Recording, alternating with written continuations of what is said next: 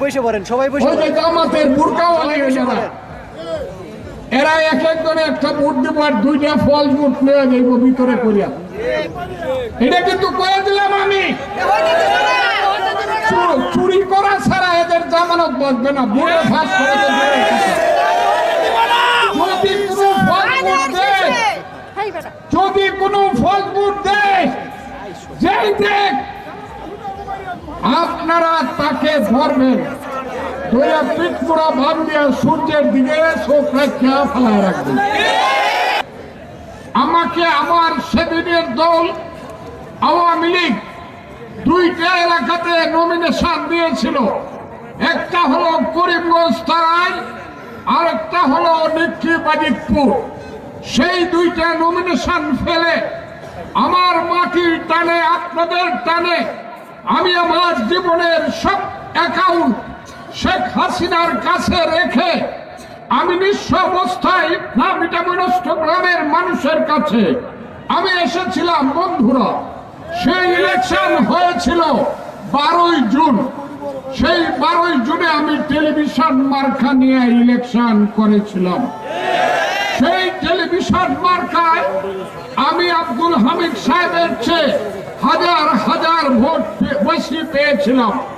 বিজয় মিছিল আমি করেছিলাম। বেসরকারি ভাবে আমাকে টেলিভিশনে নির্বাচিত ঘোষণা করা হয়েছিল, কিন্তু সেদিন আব্দুল হামিদ সাহেব এবং প্রশাসন চক্রান্ত করে অষ্টগ্রামের বড় হাওরে পানিতে আমার ভোট ফেলে দিয়ে 23 ঘন্টা পরে আমাকে পরাজিত দেখানো হয়েছিল। 31 বছরের জীবন, আমি 47 বছর বয়সে আপনাদের কাছে এসেছিলাম। আজকে আমার বয়স 78। সেই 31 বছর বয়সে অনেক লোক আমাকে ছেড়ে পৃথিবীর থেকে চলে গেছে, অনেক মুরব্বীরা চলে গেছে। সবার নাম নিতে গেলে অনেক সময় লাগবে। আমি তাদের আত্মার মাগফিরাত কামনা করে দোয়া করি, আল্লাহ যেন তাদেরকে বেহেশত নসিব করেন। আমি আপনাদেরকে বলতে চাই, সেই 31 বছরে অনেকেই আমাকে ছেড়েও চলে গেছে, কিন্তু আপনারা যারা এই দেশের কৃষক, শ্রমিক, মেহনতি মানুষ, গরিব মানুষ, সাধারণ মানুষ, ইমানদার মানুষ, আপনারা কোনোদিন আমাকে ছেড়ে যান নাই। আপনারা আমার সাথে ছিলেন এবং আছেন। আমি আপনাদের কাছে বলতে চাই, আমি সেই কারণে কৃতজ্ঞ। আমি বছরের পর বছর আওয়ামী লীগের আমলে দেশে আসতে পারি নাই। আমার মা অসুস্থ ছিল, দেখতে আসতে পারি নাই। আমি আজকে আপনাদের কাছে বলতে চাই, সব দুঃখ আমি ভুলে গেছি। এই কারণে আমি দেশকে ভালোবাসি, এই দেশের মানুষকে আমি ভালোবাসি। এই কারণে ভালোবাসি, এই যে দেশ বাংলাদেশ, এই দেশটা যারা সৃষ্টি করেছিল, এখন যারা জীবিত আছে তার মধ্যে 10 জনের মধ্যে আমি বাংলাদেশের একজন। এই দেশটা যারা সৃষ্টি করেছিল, এই যে পতাকাটা, বাংলাদেশের পতাকাটা আপনি দেখাচ্ছেন আমাকে, এই পতাকাটা যেদিন বানানো হয়, যে রুমে যে বানিয়েছে তার পাশে আমি বসেছিলাম সারা রাত। সেই পতাকাটা বানানো হয়েছিল তখনকার ইকবাল হলে 116 নম্বর রুমে। কুমিল্লার শিবনারায়ণ দাস এই পতাকাটা সারা রাইতে সৃষ্টি করেছিল। লালের মধ্যে একটা হলুদ বাংলাদেশের ম্যাপ ছিল। আমি সেই পতাকার সঙ্গে জড়িত। বন্ধুরা, আমি হাজার হাজার মানুষকে যুদ্ধে নিয়ে গিয়েছি, লক্ষ লক্ষ মানুষকে যুদ্ধে উদ্বুদ্ধ করেছি। আমার 61 বছরের রাজনৈতিক জীবনে আমার সবচেয়ে বড় কর্ম হলো, আমার জীবনের সবচেয়ে বড় পাওনা হলো বাঙালির কাছে আমি মুক্তিযোদ্ধা ছিলাম। এর চেয়ে বড় কিছু একটা মানুষের জীবনে আর হতে পারে না। বন্ধুরা, আমার বয়স যখন 23 বছর ছিল, তখন মুক্তিযুদ্ধের ডাক এসেছিল। আমি সেদিন ইকবাল হলে ছিলাম। 7ই মার্চে যেদিন বলা হলো এবারের সংগ্রাম আমাদের মুক্তির সংগ্রাম, কথাটা বলেছিলেন বঙ্গবন্ধু শেখ মুজিবুর রহমান। এবারের সংগ্রাম আমাদের মুক্তির সংগ্রাম, এবারের সংগ্রাম স্বাধীনতার সংগ্রাম। সেই মাঠে আমি বসা ছিলাম। এবং জায়গাটা আমি রেকর্ড করে রেখেছি, পাস করতে পারলে সেই জায়গাতে নামটা লিখে রেখে। আমি আপনাদেরকে বলি, 7 তারিখে রাত্রে 12টায় শাহজাহান সিরাজ বলল, ফজলুল মুক্তিযুদ্ধ শুরু হয়ে গেছে, তুমি যুদ্ধের জন্য প্রস্তুত হও, আগামীকাল কিশোরগঞ্জ চলে যাও। পরের দিন কিশোরগঞ্জে আসলাম 8 তারিখ। 9 তারিখে সারাদিন মাইক মারা হলো। 10 তারিখে কিশোরগঞ্জের রোপকলার ময়দানে আমার ডাইন পাশে ছাত্রলীগের প্রেসিডেন্ট ফজলুল হক তৎকালীন সময়, আর আমার বাম পাশে তৎকালীন সাধারণ সম্পাদক ইকবাল সন্তান শাহাবুদ্দিন ঠাকুর, আর আমি কেন্দ্রীয় নেতা হিসাবে পাকিস্তানের পতাকাটা নামায়া পুরাইলাম, বাংলাদেশের পতাকাটা তুললাম 10ই মার্চ 1971 সাল। আমি ট্রেনিং এ গেলাম এখান থেকে 2500 কিলোমিটার দূরে, দিল্লির থেকেও 500 কিলোমিটার দূরে, তার নাম দেরাদুন তান্নুয়া। সেইখানে আমি ট্রেনিং দিলাম, ট্রেনিং দিয়ে আইসা কমান্ডার হইলাম।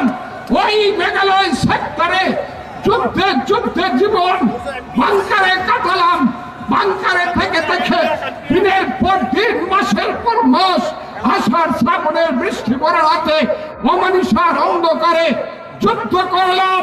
পাকিস্তানিদেরকে রক্তের সাগরে ডুবিয়ে দিলাম, বাংলাদেশের সৃষ্টি করলাম। বন্ধুরা, 16ই ডিসেম্বর এই দেশ স্বাধীন হলো, এই দেশ বিজয় হলো, বিজয় দিবস হলো 16ই ডিসেম্বর।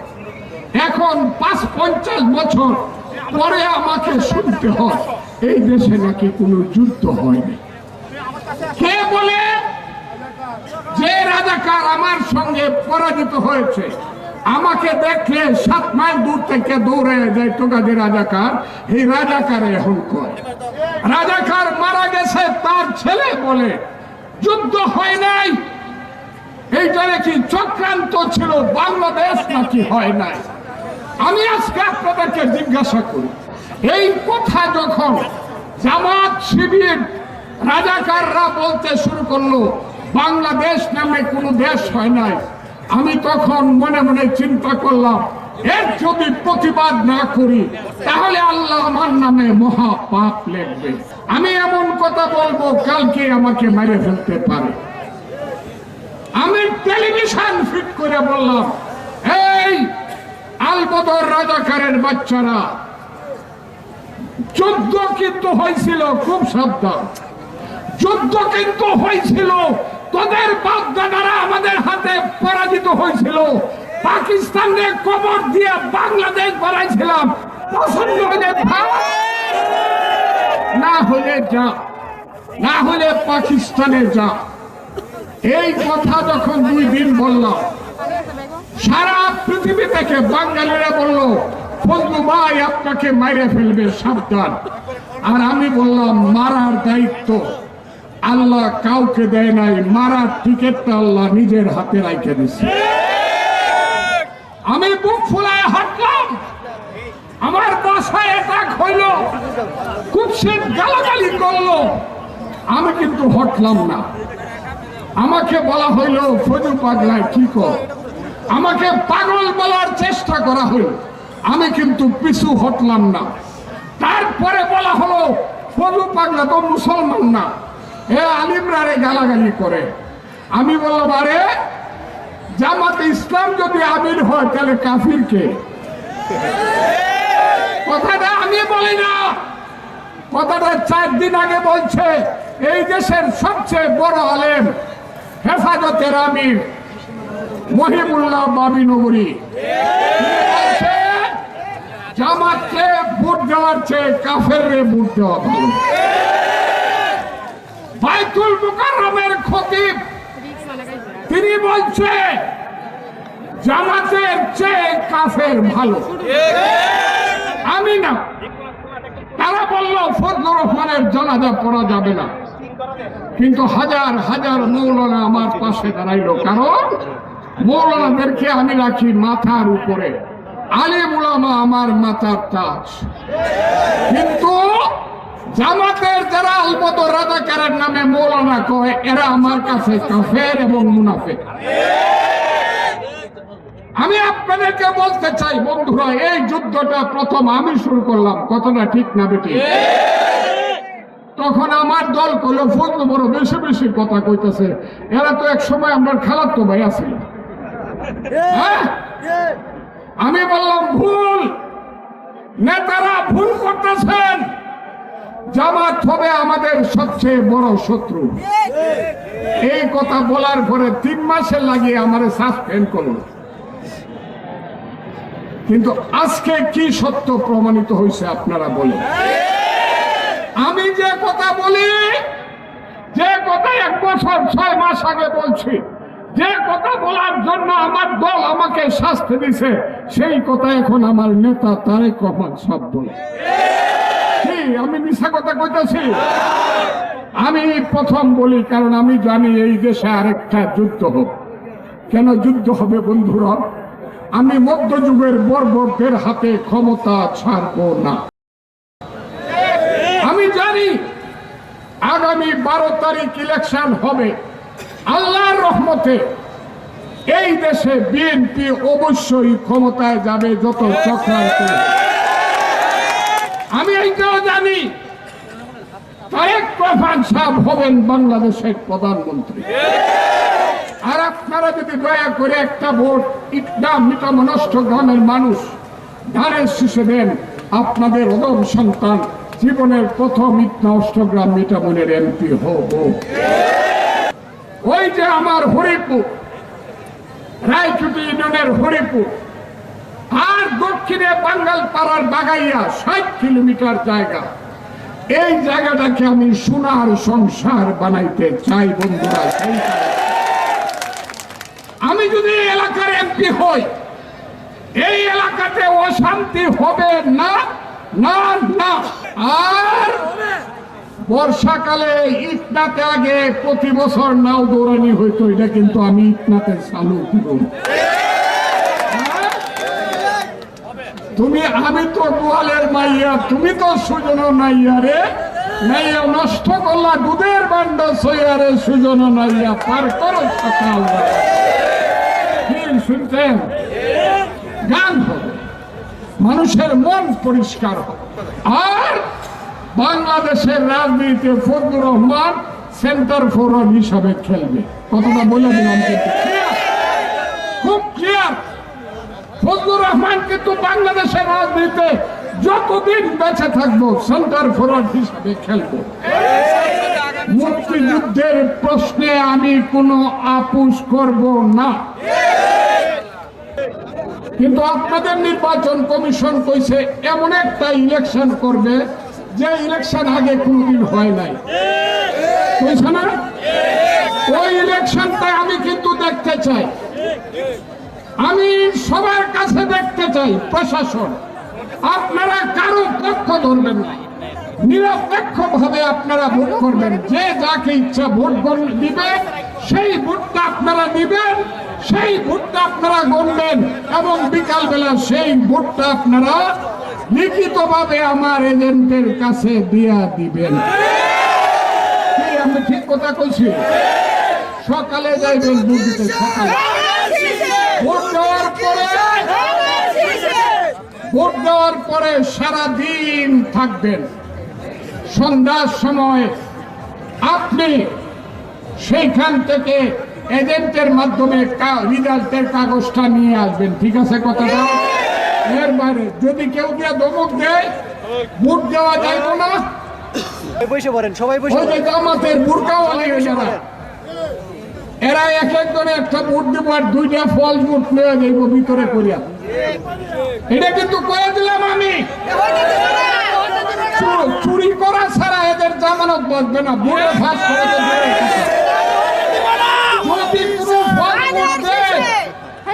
যদি কোনো ফল ভোট দেয়, যেই দেখ আপনারা তাকে ধরবেন, পিঠপুরা ভাব দিয়ে সূর্যের দিকে চোখ রেখে ফেলায় রাখবেন। এই হাই স্কুলে আমি লেখাপড়া করেছি। 59, 60, 61, 62, 63, 64 সালে আমি মেট্রিক পাস করেছি। এই হাই স্কুল থেকে আমি জীবন ইটনা হাই স্কুল থেকে পাস করে গুরুদয়াল কলেজে লেখাপড়া করেছি। এই মাঠে আমি ফুটবল খেলেছি। কত লোক ছিল, সালাম দিয়েছে, আমার স্যারেরা ছিল, চলে গেছে। আমি আজকে ইটনার মাটিতে এই কবরের স্থানের সামনে দাঁড়িয়ে, এই কবরস্থানের সামনে দাঁড়িয়ে এই সন্ধ্যাবেলায় আপনাদের সামনে আমি বলছি আমার বয়স শেষ হয়ে গেছে। আপনাদের দোয়ায় আমি বেঁচে এসেছি, আমার বয়স শেষ হয়ে গেছে। আমি হয়তো জীবনে কোনোদিন আপনাদের কাছে পড়তে পারবো। আমার জীবনের শেষ ভোটটা আপনারা আমাকে একটু দিতে পারেন না? বলেন কথাটা কি আপনারা বুঝতে পারছেন? কারণ আমি আমার জন্মভূমি ইটনার মাটিতে দাঁড়িয়ে বক্তৃতা করছি।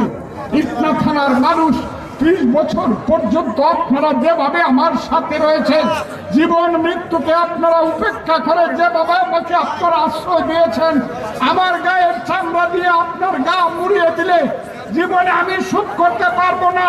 তবে একটা জিনিস আমি শোধ করতে পারবো, মানুষ আমার মৃত্যুর পরে চিরদিন এই এলাকায় এসে আপনাদের মধ্যে আমি ঘুমাবো। কথাটা কি বুঝছেন? আমি এইখানে ঘুমাবো, কারণ এই বাংলার মতো সুন্দর, ভাটি এলাকার মতো সুন্দর এলাকা কোথাও নাই বন্ধুরা। এই ভাটি এলাকাকে দেখে রবি ঠাকুর কবিতা লিখেছিল, সুন্দরী মম জননী বঙ্গভূমি, গঙ্গার তীর স্নিগ্ধ সমীর, জীবন জোড়ালে তুমি অমারিত মাঠ, গগন ললাট সুবিতম পদতুলি, ছায়া শুনি বীর শান্তির নীর, ছোট ছোট গ্রামগুলি পল্লবগণ আম্রখানন, রাখালের খেলা গেহ, স্তব্ধ থল দিঘি কালো জল, নিষ্কর্ষিত স্নেহ, মুখ ভরা মধু বঙ্গের বধূ, জল লয়ে যায় ঘরে, মা বলিতে প্রাণ করে আনছান, চোখে আসে জল ভরে। আর আমি সারা জীবন বলি, এই বাংলায় শুধু বেলি চামিলি আর জুই ফুল ফুটে না, এদেশের রক্ত গোলাপ রক্ত জবাও ফুটে।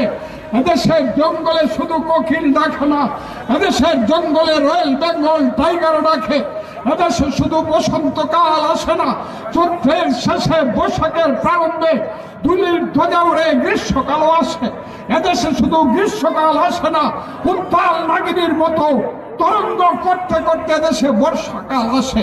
এদেশে শুধু মির্জাফর, জগৎ শেঠ, টিয়া লতিফ, রায়দুল্লভ, রাজবল্লভরা জন্মগ্রহণ করে না, যুগে যুগে জন্মগ্রহণ করে বঙ্গবন্ধু শেখ মুজিব, মেজর জিয়াউর রহমান, এমএজি উসমানী, তাজউদ্দিন সহ যারা এই দেশে মুক্তিযুদ্ধ করেছে, তাদের মতো বীর সন্তান বন্ধুরা, আমি বিশ্বাস করি বাংলাদেশ সত্য জয় হবে, ন্যায়ের জয় হবে।